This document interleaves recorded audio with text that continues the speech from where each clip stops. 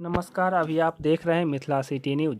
मधुबनी जिले के लंदनिया प्रखंड मुख्यालय स्थित सामुदायिक प्रशिक्षण भवन लंदनिया के सभागार में सोमवार को पंचायत समिति की सामान्य बैठक हुई। उक्त बैठक की अध्यक्षता प्रखंड प्रमुख प्रमिला देवी ने किया। इस मौके पर उन्होंने कहा कि पंचायत समिति सदस्य, मुखिया व वार्ड सदस्य समन्वय के साथ जनोपयोगी योजनाओं को संपादित करें। सभी का लक्ष्य पंचायत का विकास है। इस बैठक में उप प्रमुख मनोज कुमार यादव ने आंगनबाड़ी केंद्रों पर सेविका के अनुपस्थित रहने की बात पर पदाधिकारियों द्वारा आंगनबाड़ी केंद्रों का सतत निरीक्षण करने का भी निर्णय लिया गया।